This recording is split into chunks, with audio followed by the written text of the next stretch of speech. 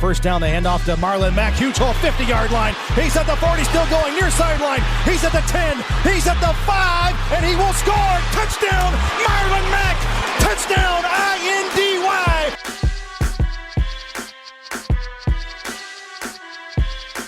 And again, it's picked up. It's Darius Leonard. Leonard with his second INT, and he's streaking down the near sideline. He's at the 40. He's at the 30. He's at the 20. He's going to go. A pick six for the Maniac. Horseshoe is back, baby. The horseshoe is back. What is going on, Colts Nation, and welcome back to another episode of the Bring the Juice Colts podcast. Well, unfortunately, the season is over. The Indianapolis Colts go to Buffalo, and they lose by a score 27-24. Colts had a lot of chances in this game to potentially win this game. Derek Larger with me as always. Derek, man, talk about an emotional roller coaster, not just of this game, but a roller coaster of this season, man. It seems like this game perfectly epitomized this season, right? You know, you think about it. Team shows immense talent going in against I would say the hottest team in the AFC and going toe-to-toe with them every single point of the way, but ultimately falling short because of some miscues, because of some key moments where they just didn't execute. And how fitting is it that it ends that way as well? So a little bit of an unfortunate kind of, I know there's a lot of emotions running high yesterday, especially in our post-game stream. Lots of people blaming a lot of other people. So here we are, Derek. We're recapping it, and we're going to do this recap a little bit differently. Yeah, we're going to do our normal thing. We're going to look at everything, every aspect of this game, talk about why the Colts lost and all that stuff. But, you know, since we don't have another game until, you know, coming here like months down the road till the 2021 season, I thought we'd do a outlook for the Indianapolis Colts going in now to the 2021 offseason. Lots of questions the Colts are going to have to answer, lots of decisions they're going to have to make on players, whether they bring them back or not. But we're just going to talk about just the outlook for the team moving forward. And we'll obviously get into all that stuff later on in the offseason. We got a whole offseason to discuss all this stuff with all you guys. So, Derek, let's just get into this game. You know, we're not going to harp on it a whole lot. I mean, we talked a lot yesterday in that post-game stream about it. But first off, man, you just got to start with just the missed opportunities. Just missed opportunities in key moments where, you know, if you do one of these things, it could have changed the entire outcome of this game. What are your thoughts there on those? Yeah, absolutely. You talk about missed opportunities. You know, you deal with Blankenship missing a field goal, right? And the amount of times that we're inside the 5-yard line and, you know, just not being able to score touchdowns. Those are always the big ones. And then, you know, not only missed opportunities were big in this game, but also with, you know, a few small blatant mistakes that cost the Colts several points. I mean, we talked about the Kamoko Toure offsides. The Buffalo Bills would have kicked a three, would have, you know, it would have still had us losing or it would have been tied. But I mean, at least then, you know, things would have been different. But instead, Buffalo capitalizes on it and then gets a touchdown out of it. So, you know, things of that, you know, it's been that way for a couple of games this year that, you know, our own costly mistakes is what's putting us in here. I mean, you know, there were not many games this year that Indianapolis was, you know, never had a chance in any of the games that they played. We were in this for every single one. It was just, again, it's like you said, all throughout the season, the Colts beating themselves is why these games are close. And you're right, another ultimate example of it on Saturday. So weird to say Saturday, not Sunday. But so you're right, just more costly mistakes, and hopefully this Colts team can learn from them going into next year.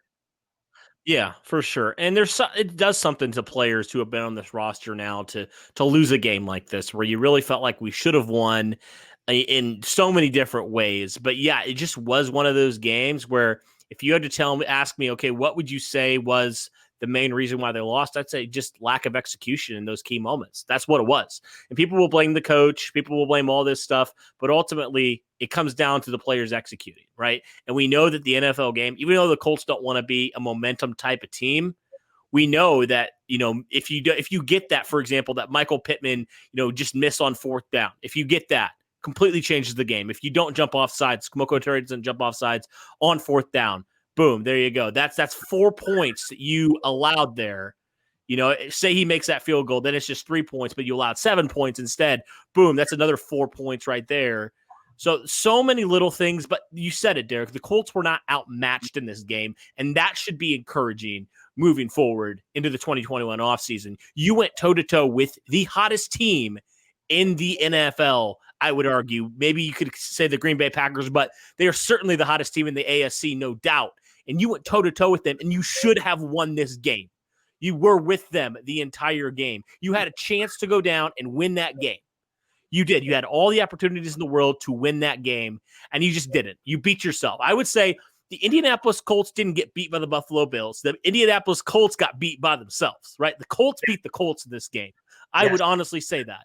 But respect to the Bills, because they were a very good football team. I'm not just going to say the Bills were awful, but we really should have won this game. We really should have in every single aspect because the offense was humming, man. The offense was humming this entire game. Let's just pull up the stats here. Let's look at this. Let's dive right into this. Phillip Rivers had 309 yards passing and 2 touchdowns, had a 93.5 quarterback rating. Hines and Taylor had over 70 yards apiece. So you ran for over 150 yards. Michael Pittman had a really, really good day. He had 5 catches for 90 yards. He looked good. Jack Doyle had 7 catches for 70 yards. So your offense was humming the entire game from a statistics standpoint. I mean, you really were outgaining the Bills in running the football and passing the football. You were doing a really, really good job at that, at really having a really balanced offense. But you mentioned it. You go down in the red zone 2 times. You score 0 points out of it. That is not going to win you football games in the playoffs. It's not. You can get away with it against the Jacksonville Jaguars, right? You can't get away with it against the Buffalo Bills. And that's what happened. And then this is something we have said through this podcast. If you play these elite teams, you can't do what you've done against some of these lesser competition. And we saw it, and it came back to bite the Colts ultimately, which is just a real bummer, you know, because it's like, man, we played them right. I felt like we played better, I feel like, than I thought we would. Yeah. I mean, honestly, we did. We played better than I thought we would. We only lost by 3 points, but it should have been a win based off of how good our offense was playing. Yeah, absolutely. And this was the question that we had all year, right? Remember all the way back to the first week, we were saying, how does it feel to know that the Colts are having issues at the 1 yard line? You know, it's been an issue all season long, and it comes back to bite us really badly in the playoffs. You know, it was a problem all year, and it never really got fixed a lot of the time. And, yeah, I mean, again, you're right that this team did everything necessary offensively and statistically to win this game. Just at the end of the day, it came down to lack of execution at pivotal moments where it was needed. And, you know, of course, there's always blame on the coach. There's always blame on the quarterback. I get it. You know, I loved the people that are calling us the Reich and Rivers homers because we failed to mention that, you know, they should be gone because of their role in this loss. No, that doesn't make us homers. That just makes us optimistic, and it also makes us realists. I mean, just because somebody loses a game does not mean 5 minutes later we're going to just start calling for people's jobs, because neither one of them deserves to have their job called. And, you know, Frank Reich has already stated that he wants Rivers back for 2021. He already stated that. Is Ballard going to listen to that? We'll have to see. But my guess is it will. But, I mean, again, the statistics of where – and here's the funny thing, too. I'll go off on a little bit of tangent here. That at that 1 yard line, people were complaining we didn't take the points, right? Okay. So who is to expect that we actually would have stopped Buffalo had we taken that points? Let's just say we took the points, right? We're at the 2 yard line. Blankenship kicks a 20-yarder. It's an easy chip shot. Okay, so we're up by 6. I mean, people just are automatically assuming we would still have stopped the Bills. What if the Bills still would have went down and scored a touchdown? They still would have had the lead on us going into halftime by 1 point. So, I mean, again, like, I know we're doing the point battle here, but either way, it doesn't matter. Buffalo was still going to be beating us at halftime if they had scored to begin with. So, I mean, people playing the blame game and not really listening to the real numbers behind it. So, again, like you said, lack of execution. The decision to go for it at those points was right. It's just the team didn't execute it well. I mean, that's not on the coach's fault. That's on the players for not doing it. And I'm sure they know that, and they'll look back at it, I'm sure. But yeah, so again, hopefully the Colts take advantage of that this next year, because we can't struggle again in the red zone like we did this year. This team is too good up front and offensively to struggle this bad in the red zone. Right, for sure. And, going back to that fourth down play just for a moment here, if Rivers would have put a little less juice on that, people are calling Reich a genius. I'm just going to say it right now. People are saying, oh, that was ingenious. You take 7 instead of 3. And and like you said, with the Bills scoring, who even knows if he would have made that field goal the way Blankenship kicked that second one? He missed a 30-some yarder. Who knows? You don't know. You go for it, and, you pay the consequences, whether that be good or bad. If it was good, people would be calling Reich a genius, but now people are calling him an idiot. It's just how it goes. It's annoying. But really, it's crazy to think the Colts lost this game, because let me just point out some offensive stats from this game. The Colts led the time of possession by almost 10 minutes, Derek, 34-17 to 25-43. They dominated it. They took basically that entire third quarter. I remember that. I was just like, holy cow, the Colts are running this down on this drive alone.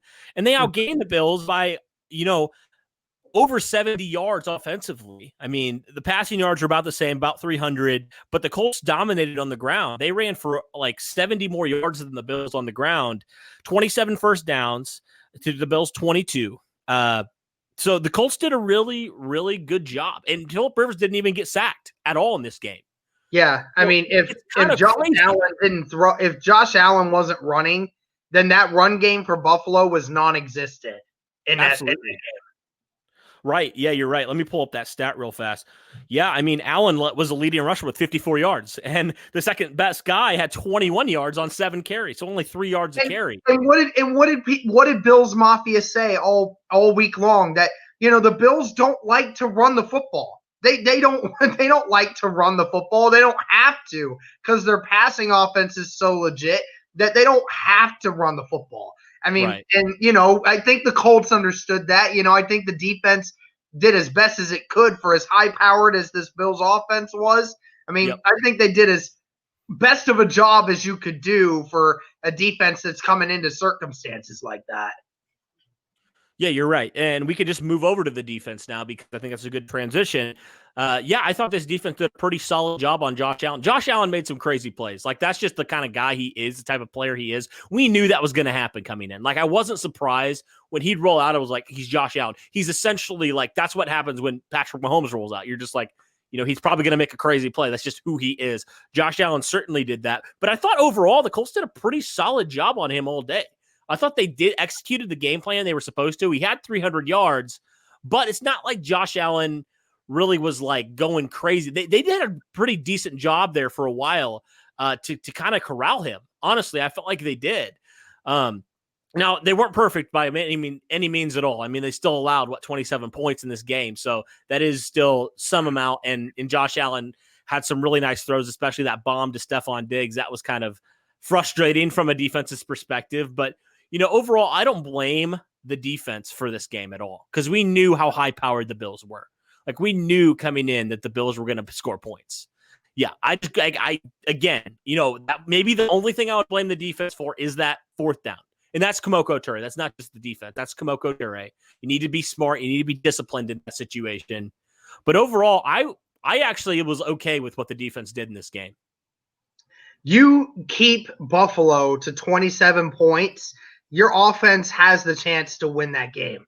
I mean, 27 points is not a lot of points. I mean, ask any of the best teams in the NFL right now. 3 of the top 4 scoring offenses in the league at this moment in time are in the AFC, and these teams are averaging, 35 points a game right now. I mean, right. Buffalo is, the Ravens are. I mean, the Ravens didn't score 30 points today on Tennessee, but that's just how it went. I mean, it actually is incredible that Tennessee actually held the Ravens to only 20 points. That's what's weird about that. But then, Kansas City averaging 35, Green Bay over here averaging 38. I mean, the Colts, we said if we can keep them under 30 points, this team has a good legit shot of doing it. I mean, I didn't think we would hold them to under 30. Like I said in my prediction, I thought it was going to be 35-31. I thought there was going to be a lot more scoring than that. But, the Colts, again, did as good a job, I'd say, honestly, a better job on defense than what the Bills did. I know that they gave up more points in the end, but there were a lot more points left on the board by Indianapolis than there was Buffalo. Yep. And, we knew that there was going to be some big plays. Josh Allen's ability to escape and, to just throw the ball the way he does is just tremendous. There's going to be some plays to happen, but, only a couple of them really happened in this game. And for the most part, the Colts made them earn every drive that they had to get to score points. So, I mean, this defense and, one of the other things they didn't do a great job of was consistent pressure on Josh Allen. Yeah. That's kind of difficult to do, with the way he's able to escape. But there were a couple times in the first half that, he had to escape out of the pocket when he didn't want to. Autry's hand was in his face a lot of times. And on that last drive by the defense, 2 sacks in the same drive by the Indianapolis Colts. One of them, thankfully, being like a 22-yard loss because Josh Allen decided to fumble it. So, I mean, this defense did what it needed to do to give the offense a chance. We just didn't convert. Yep, that's it. But yeah, I would say that is something that we're going to talk about in this offseason a lot, the lack of consistent pressure, and more so from the defensive ends, right? More so from the defensive ends. It's been that way the whole year. Like they've had some really good games and then some like, where are they type of games. So I would say, that was definitely something that, continued to open my eyes like, okay, that's going to need to be addressed probably in the offseason is an edge rusher or two. I don't know, but we'll get into that later, like I said. But yeah, overall, this really should have been a win. It really should have been, but we beat ourselves. We beat ourselves. And, Blankenship's also to blame as well. He missed that 30-some yard field goal.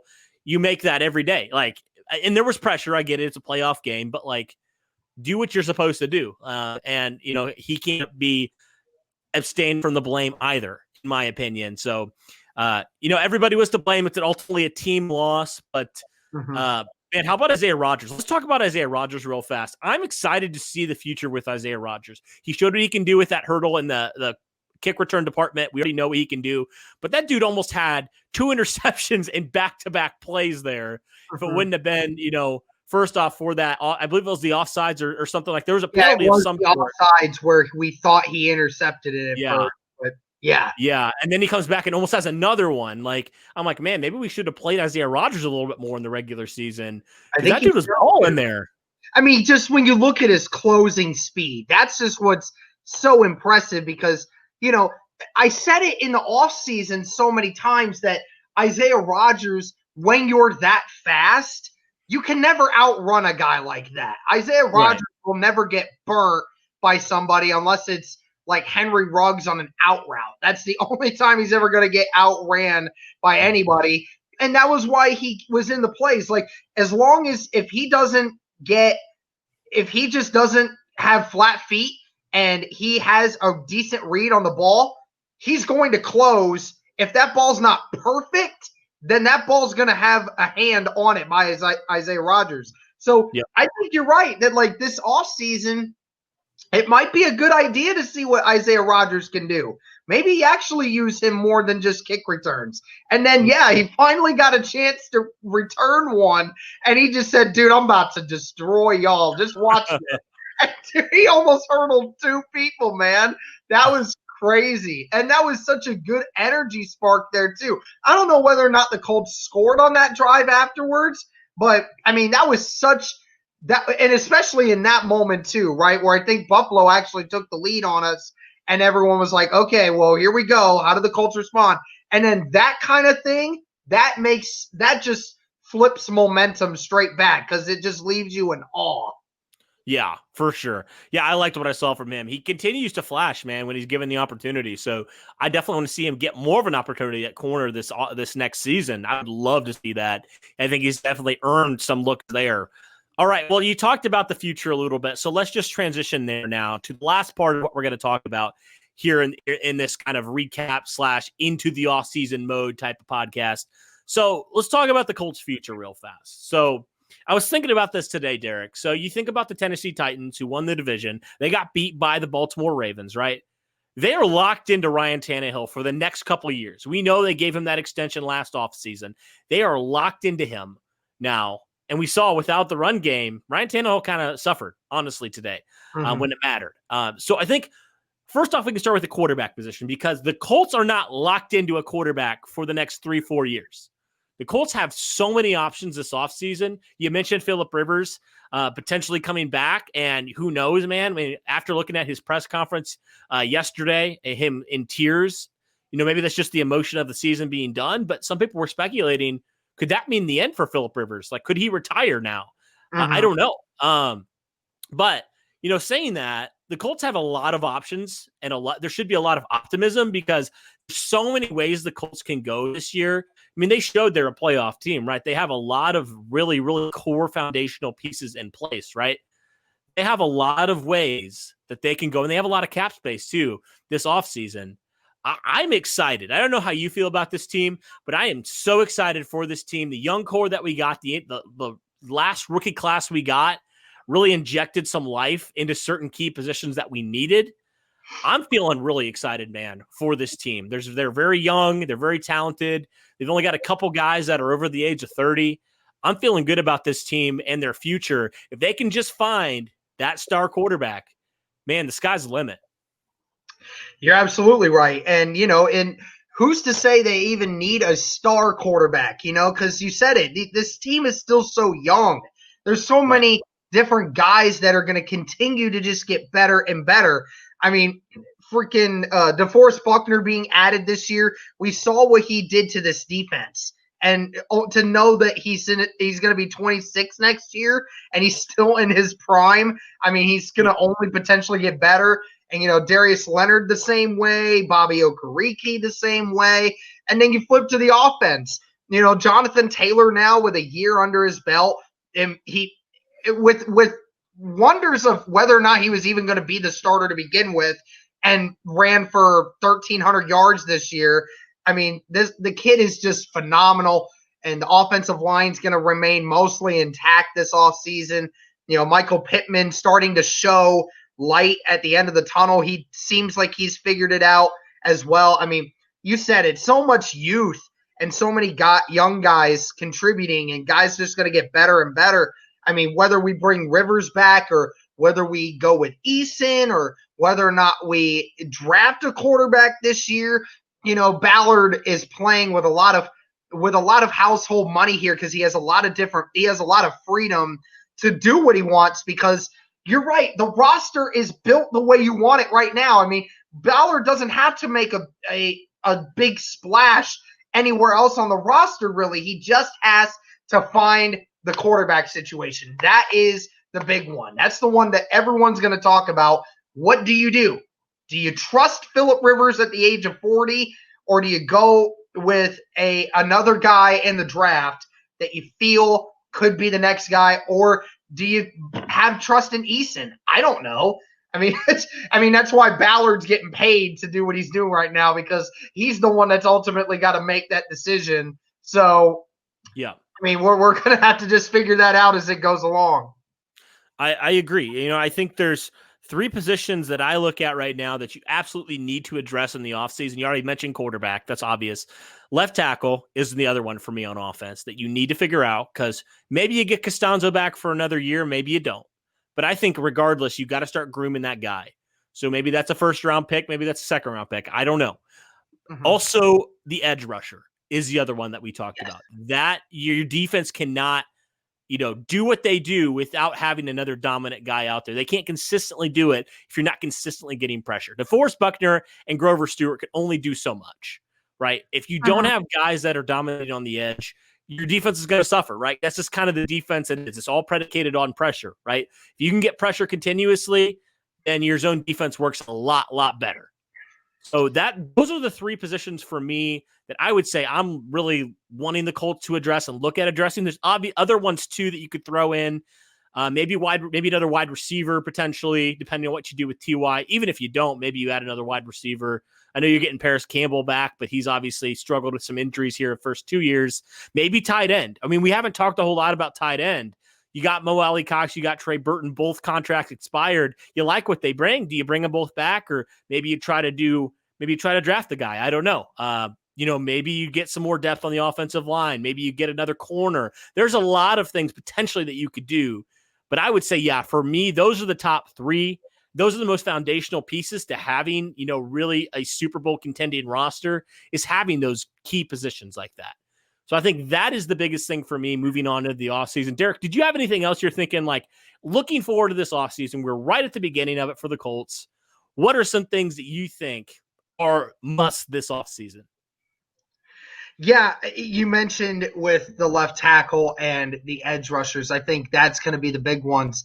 I know we were talking about a couple weeks into the season that cornerback looks to be another thing that the Colts need to address. Honestly, I'm not as concerned about it as some other people are. We saw what Xavier Rhodes has been able to do this year. Xavier Rhodes, a top 10 corner this year when you look at the numbers' sake. And TJ Carey, a reliable piece.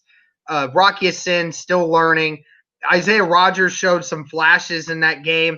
And then we forget Marvell Tell is still there. Marvell Tell hopefully comes back this next year and, decides to play this year. And we were thinking that, in 5 games that we saw Marvell Tell at the end of the season, Marvell Tell was looking really good. He had showed a lot of promise, and he's a lengthy guy that, we really wanted to see this year, but ultimately chose to opt out due to everything that was going on this year. So, I think the depth of the cornerback position is solid. I think we don't have to worry too much about that going forward, at least not for right now. If Ballard wants to invest that into a late round pick, then I don't mind it. You can always find a couple gems there. But, yeah, I mean, the left tackle and the edge rushers is the big ones.